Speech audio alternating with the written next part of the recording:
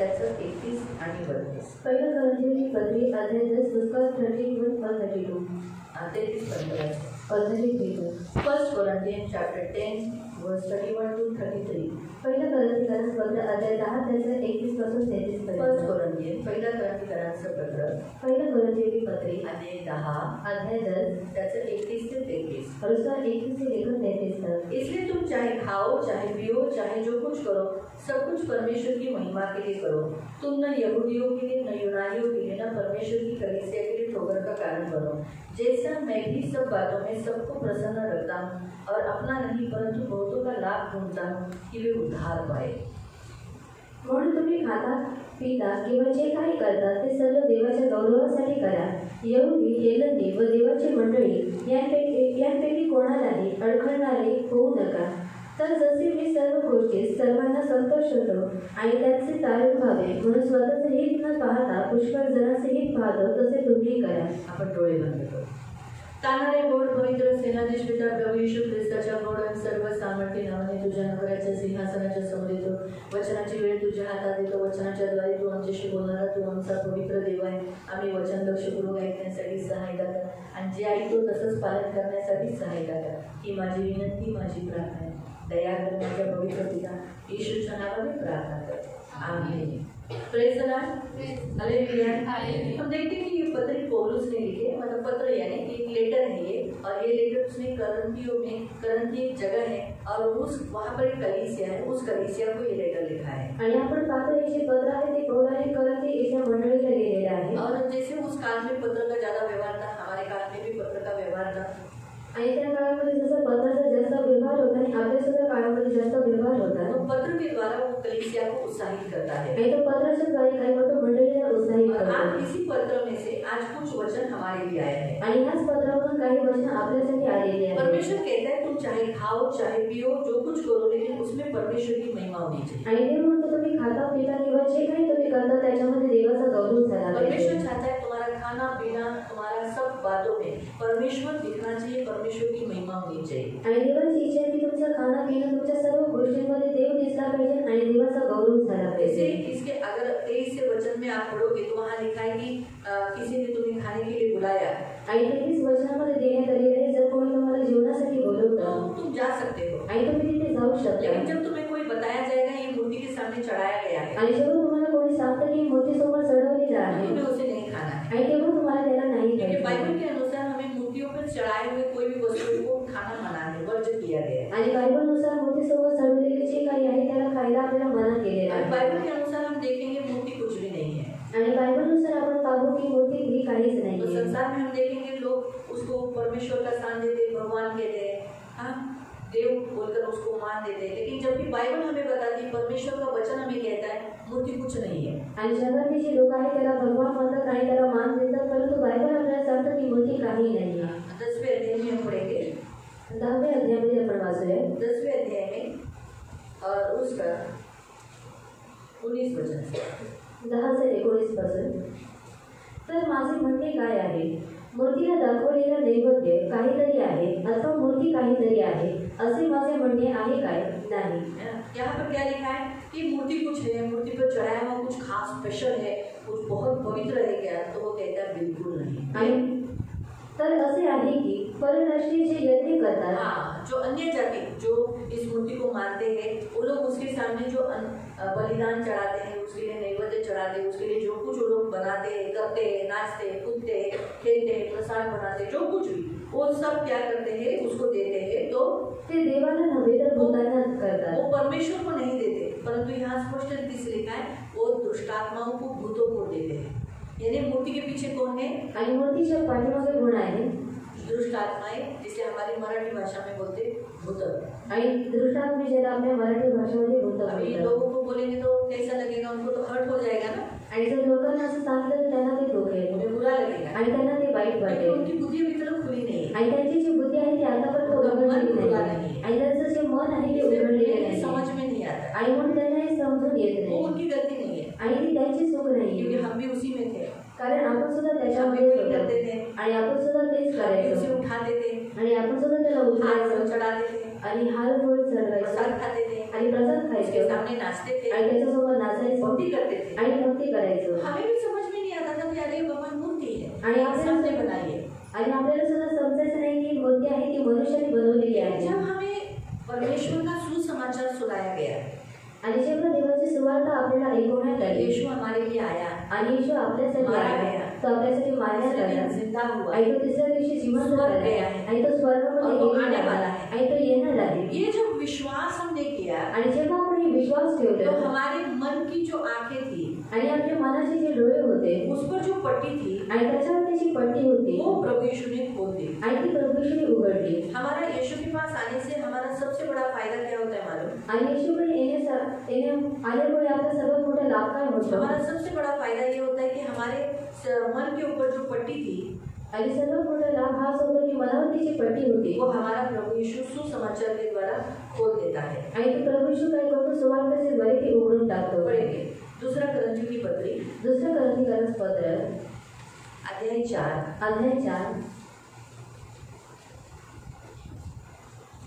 और उसका 3 से पढ़ेंगे। आणि त्याचं 3 पासून वाचूया। परंतु आमची सुवार्ता आच्छादलेली असल्यास ज्यांचा नाश होत आहे त्यांच्यासाठी ती आच्छादलेली आहे। हाँ, जो लोग नाश होने के लिए चुने हैं, जो परमेश्वर के लिए नहीं चुने हैं, उनको कितना भी सिर फोड़कर उनको बताओ, उनके आंखों के सामने कितना चमत्कार करो तो भी वो लोग यीशु पे विश्वास नहीं करेंगे। आणि त्यांच्यासमोर जर किती चमत्कार केले तरी सुद्धा ती लोक येशूवरती विश्वास ठेवणार नाही। क्यों? क्योंकि उनके ऊपर वो पट्टी जो है, पर्दा जो पड़ा है, उसके कारण वो देख नहीं पाते। आणि का? कारण त्यांच्या डोळ्यावरती पट्टी आहे, त्यांच्या डोळ्यावरती पडदा पडलेला आहे, म्हणून ती लोक पाहू शकत जो नाही। लोग मिराकल देखेंगे आणि म्हणून ती लोक चमत्कार पाहतील, लेकिन फिर भी उनको समझ नहीं आए। आणि तरी सुद्धा ते त्यांना समजणार नाही। आगे। त्यांची म्हणजे विश्वास न ठेवणाऱ्या लोकांची मने, हाँ, अविश्वासियों के मन, हाँ, क्या हुआ है? या युगाच्या दैवत आहे। इस संसार का ईश्वर, इस संसार का ईश्वर कौन है? आणि ह्या जगाचा दैवत कोण आहे? हाँ? इस संसार का ईश्वर कौन है? हाँ? शैतान। इस संसार का ईश्वर कौन है? आणि ह्या जगाचा दैवत कोण आहे?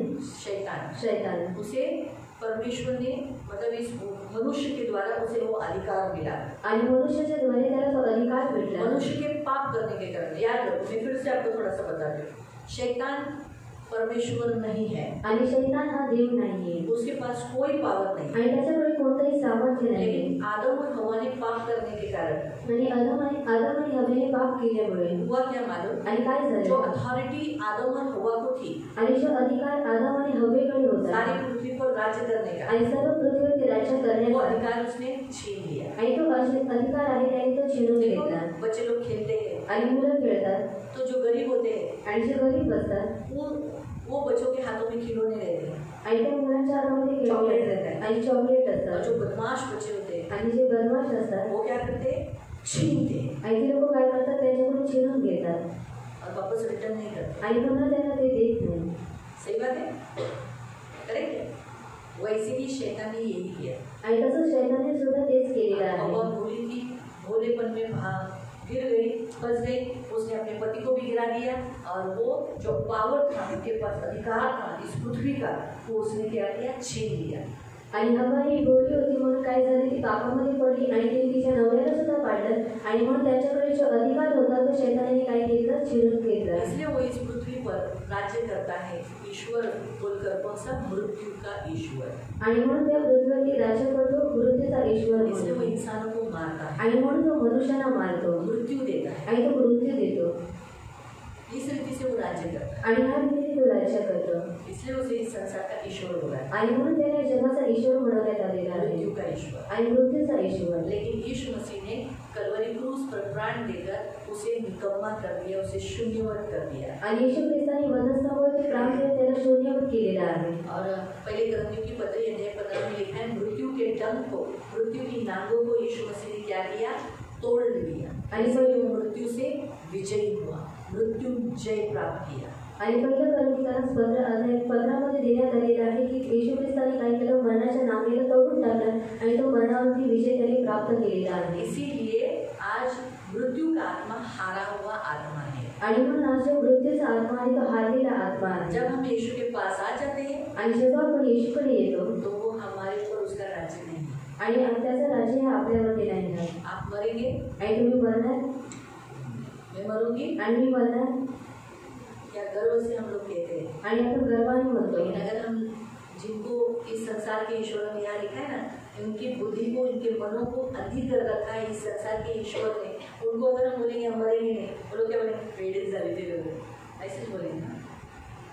काय या जगात आले तर लोक मरणारच नाही, मरणार, पण आम्ही नाही मरणार, कारण आमचं मरण कोणी घेतलं, ख्रिस्ताने, येशू मेला, आम्ही नाही मरणार। और यीशु मरा और हम नहीं मरेंगे। आम्ही काय करणार आहे, और हम क्या करने वाले हैं, पृथ्वी कशी सोडणार आहे, और हम इस संसार को किस रीति से छोड़कर जाने वाले हैं। झोपायला जातो तसं झोपायला जाणार आहे। और सोने के लिए जिस रीति से जाते हैं उसी रीति से हम झोपायला जाएंगे। जाना मला तुम्हाला कसं वाटतं, ये सोने के लिए जब जाते हो तब कैसा लगता है, कितना अच्छा लगता है ना। हाँ आता झोपायला जातो बाबा, मस्त की चादर बिदर मस्त रेडी करतो, हाँ अंदर टाकले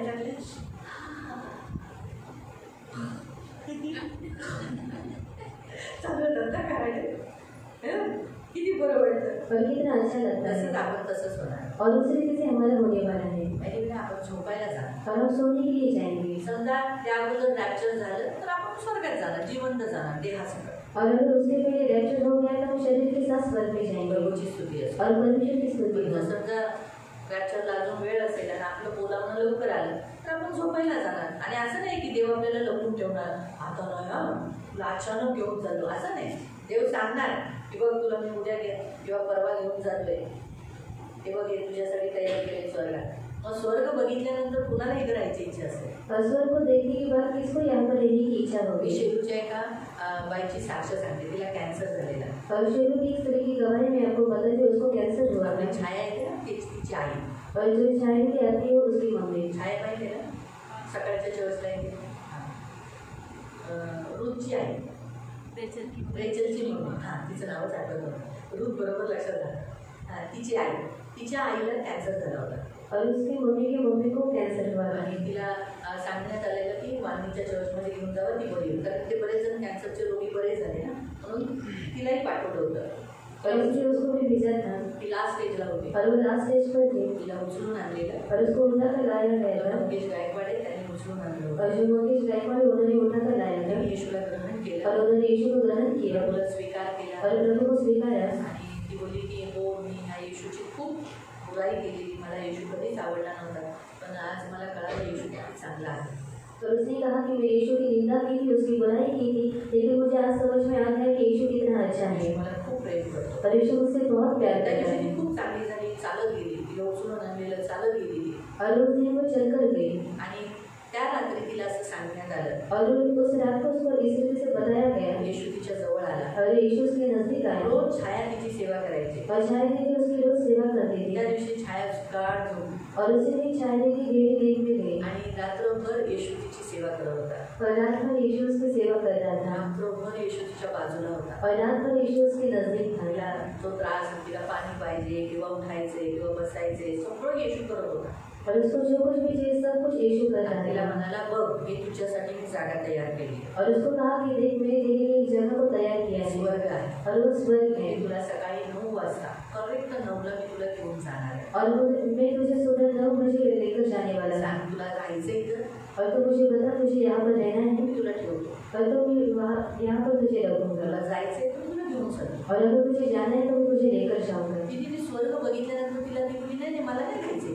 और उसने स्वर्ग को देखने के बाद उसने कहा कि मुझे यहाँ पर तिला नहीं रहना टेन्शन है। नाही की तिच्या मुलीचं लग्न नाही झालं, तिच्या मुलांचं लग्न नाही झालं, काही चिंता नव्हती। और उसको टेंशन नहीं था कि मेरे बच्चों की अभी तक शादी नहीं हुआ ती है। जेव्हा माझ्याकडे आलेली और जब वो मेरे पास आई तेव्हा ती बोलवली मला जगायचंय दीदी, और तब उसने कहा था कि मुझे जीना है दीदी। माझी 3 मुलं आहेत, और मेरे 3 मी बच्चे हैं मुलांचं लग्न करायचंय। और 3 बच्चे की शादी ठीक आहे, करवानी 4 है। पोरं, तिला 4 पोरं आहेत, एकीचं लग्न झालंय, तिघांचं नाही झालं। और आता बोलता बोलता प्रभू बोलला 4 आहेत दोघांनी पोरं, 4 पोरं आहेत, मुलीचं लग्न झालेलं, 2 मुलं आणि 1 मुलीचं लग्न नव्हतं झालेलं।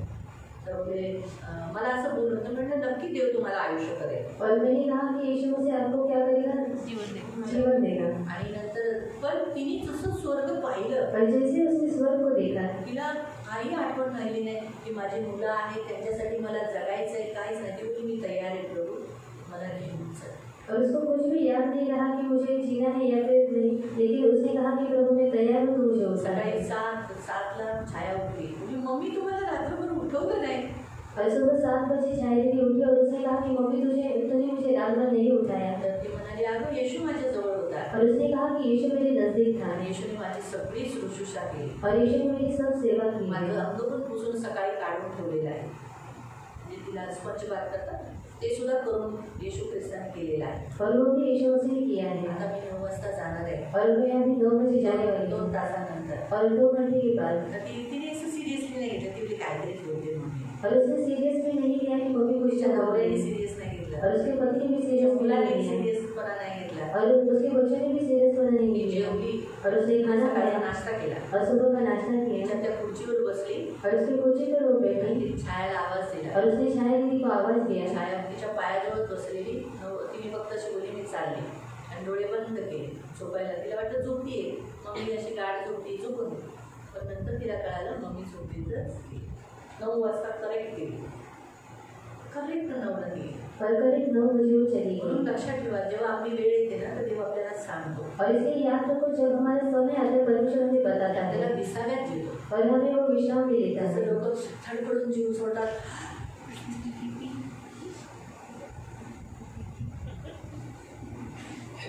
असं करावं लागत नाही.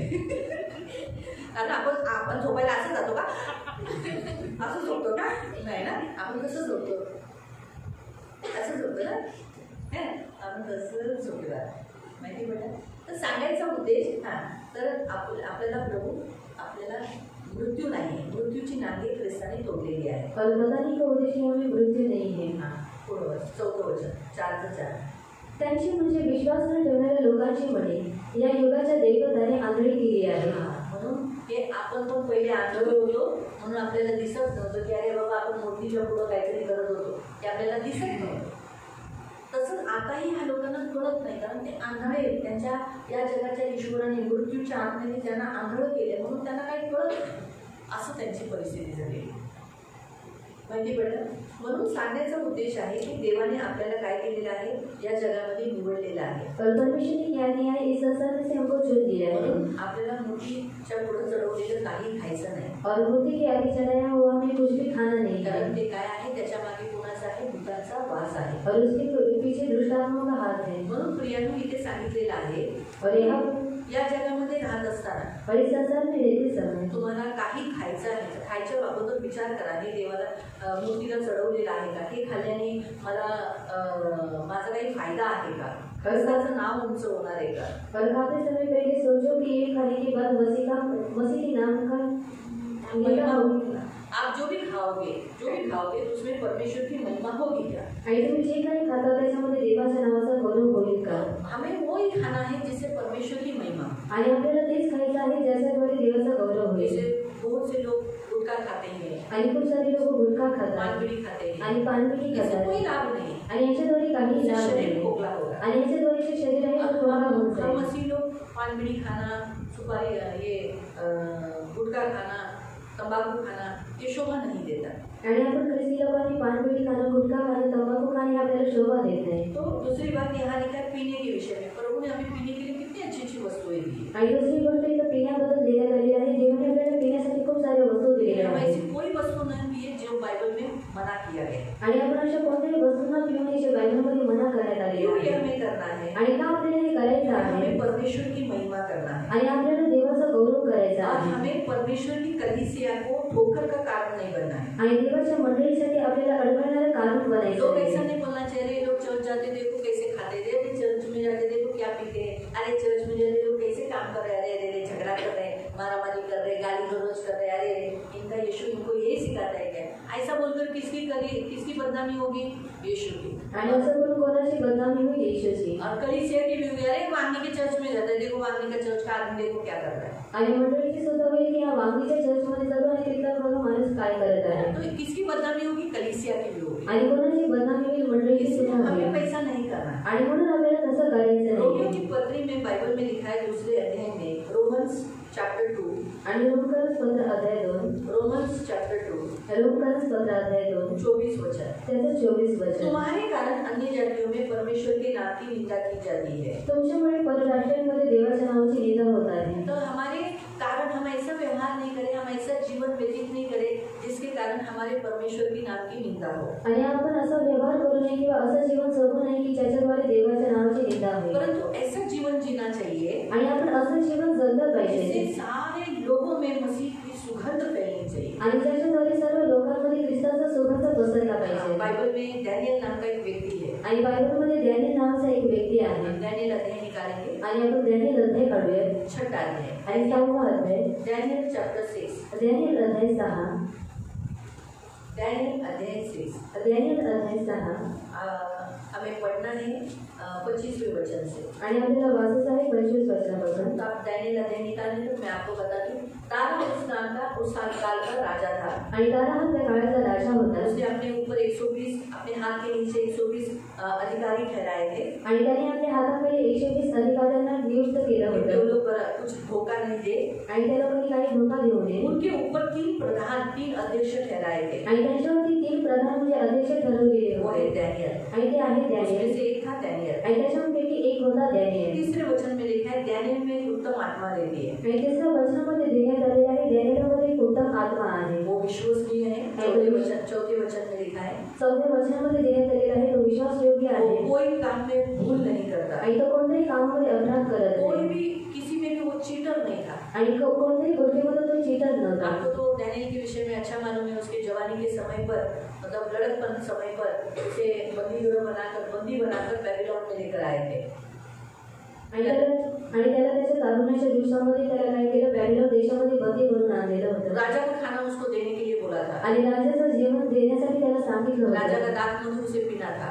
आणि राजाचं जे गागरस आहे ते त्याला प्यायचं होतं। बेबीलोन लोग क्या खाना खाते थे आणि बॅबिलोनचे लोक काय जेवायचे डुक्कर खाते थे आणि डुक्कर खायचे बहुत सारे नाना प्रकार के जो हिंस्र पशु प्राणी थे वो खाते थे। आणि खूप सारे नाना प्रकारचे जे हिंस्र पक्षी होते त्याला ते खायचे। जब डैनियल ने देखा आणि जेव्हा डॅनियलने तो हमारे बापे ये तो खाना हमारे यहोवा की नजरों में मना है। आणि हे जे जेवण आहे ते आपल्या यहोवा देवाच्या नजरेमध्ये मना आहे। उसने राजा की आज्ञा को टालकर उसने परमेश्वर यहोवा की आज्ञा का पालन किया आणि त्याने राजाच्या आज्ञेला न मानता त्याने देवाच्या आज्ञेचं पालन केलं और वो क्या किया वो अन्न को और उस दाख मधु को उसने नहीं पिया। आणि त्या अन्नाला आणि त्या दाखमधूला त्याने पिलं नाही। ऐसा कर परमेश्वर ने उसे ऊंचा स्थान दिया आणि असं करून देवाने त्याला उंच स्थान बहुत दिलं बड़े स्थान पर था वो आणि खूप मोठ्या स्थानावरती होता तो प्रार्थना करना नहीं छोड़ा। आणि तरी सुद्धा त्याने प्रार्थना करण्यास सोडलं वो नाही प्रार्थना करता है आणि तो प्रार्थना करतो दिन में 3 बार वो प्रार्थना करता है। आणि तो दिवसातून 3 वेळा प्रार्थना करतो। 10वें वचन में आणि 10व्या वचनामध्ये आहे या परमाणावर सही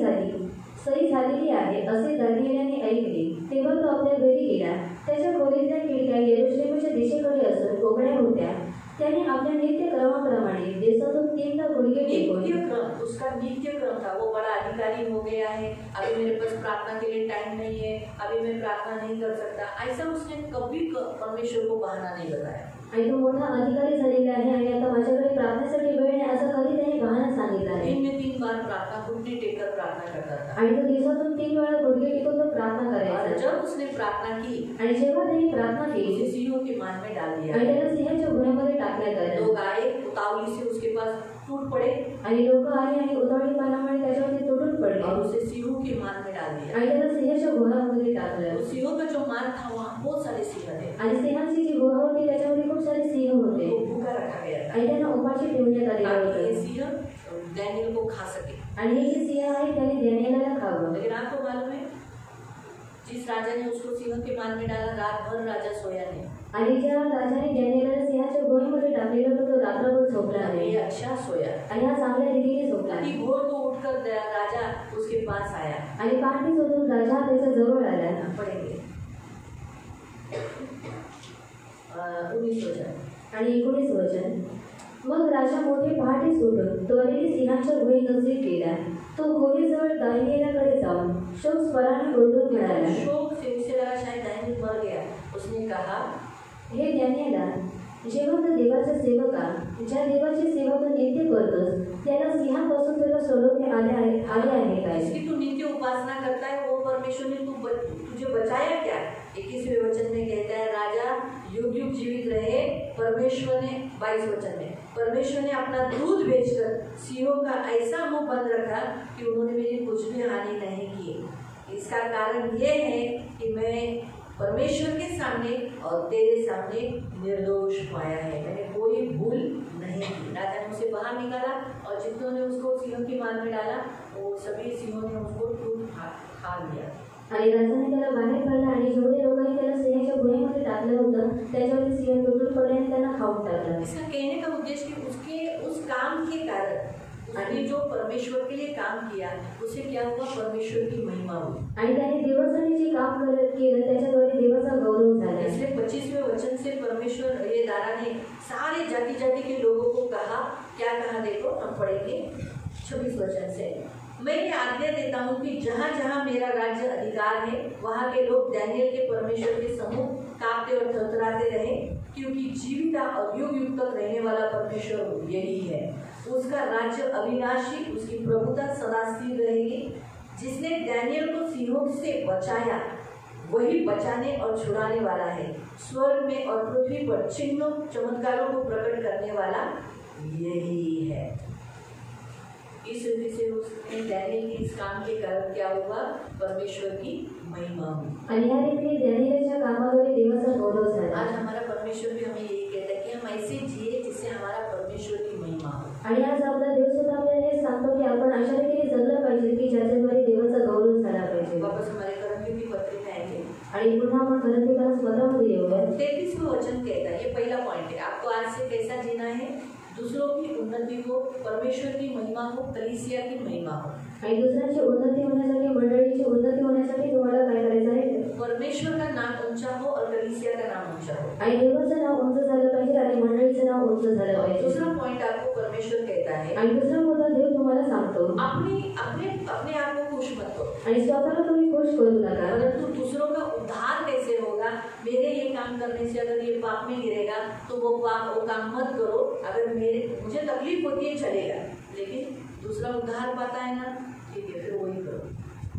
जैसे उदाहरण जोसेफ का बताते हैं, आणि उदाहरण तुम्हाला योसेफाचं सांगते। इस्राएल लोगों को बचाने के लिए बेचारा जोसेफ कितना दुख उठाया, आणि इस्रायली लोकांना वाचवण्यासाठी योसेफाने किती दुःख उचललं। सारे याकूब का गोत्र बच गया आणि सर्व याकोबाचा गोत्र वाचवून पाया, त्यांनी तारण प्राप्त केलं, लेकिन दुख किसको हुआ, आणि दुःख कोणाला भेटलं, आणि योसेफाला। वैसे ही हमें दूसरों का उद्धार होने के लिए दुख उठाना पड़ा तो चलेगा, आणि तसंच आपल्याला दुसऱ्यांचं तारण होण्यासाठी दुःख उचलावं लागलं तर चालेल, लेकिन हम अपने आप को खुश कर किसी को पाप में नहीं गिरा, आणि आपण स्वतःला खुश करून कोणाने पापामध्ये पाडू नये, हम दूसरों का उद्धार का कारण बने, आणि आपण दुसऱ्यांचं तारणाचं काम करावं। यही ढूंढना है कि कैसा लाभ होता है परमेश्वर के राज्य का, आणि हे शोधायचं आहे की देवाच्या राज्यामध्ये कसा लाभ होईल। ये हम दूसरा पॉइंट परमेश्वर हमें बताता है। आणि हा दुसरा मुद्दा देव आपल्याला सांगतो। Hallelujah, hallelujah. आज से प्रियो प्रभु को खुश करो, आणि आजपासून प्रियानं देवाला खुश करा, चर्च का और प्रभु का नाम ऊंचा करो, आणि मंडळीचं आणि देवाचं नाव उंच करा, और ऐसा कोई काम मत करो जिसे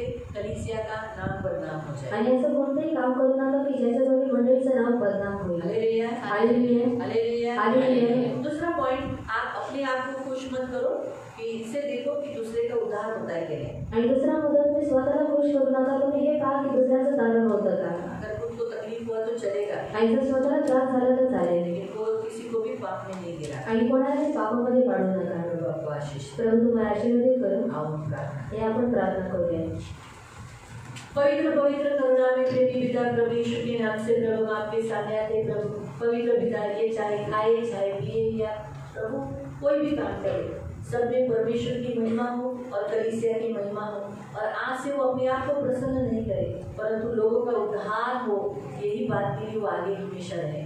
इसलिए इनकी सुधि लेना प्रभु, इनको रक्षा करना, इन्हें बहुत आशीषित करना, करुणा की कृपा के पंखों में सदा सुरक्षित रखना प्रभु। इनके ऊपर कोई मृत्यु का अधिकार नहीं है, इन पर पिता पुत्र पवित्र आत्मा का अधिकार है। इस सदा आप में प्रभु बने रहने के लिए सहायता करना, इनकी सुधि लेना, इनके काम करने में तो बरकत डालना, इनके प्रभु हाथों के कामों को तो आशीषित करना, इनके मनोरथ को पूरा करना, किसी चीज़ की कमी कमी उन्हें नहीं देना, और प्रभु इन्हें बहुत बहुत आशीषित करना, इनके प्रभु की सारी जरूरतों को तो पूरा करना। यहोवा ये उपाय करने वाले परमेश्वर, इनकी सारी जरूरतों को उपाय करना, धन मान सम्मान से दीर्घायु से दूर करना, सदा आनंदित रहने के लिए सहायता करना, जिस काम में हाथ डालेंगे उसमें तो सफल करना, और किसी चीज़ की कमी कमी होने नहीं देना। अब ये सब अपने अपने घर जाए, इनकी रक्षा करना, सुरक्षित से लेके जाना प्रभु। तो इनकी ढाल, इनका कवच है प्रभु। जितने छोटे बच्चे उनकी रक्षा करना, दीर्घायुष्य देना, हर एक पाप से, बुराई से, दुष्टाई से दूर रखना, शुद्ध पवित्र जीवन कुछ में जीने के लिए मदद करना, सारे जवानों को जवान की अभिलाषा से दूर रखना और तुझे प्रसन्न करने वाला जीवन जीने के लिए सहायता करना। इनकी सुनी है नाम यीशु के नाम से आमीन।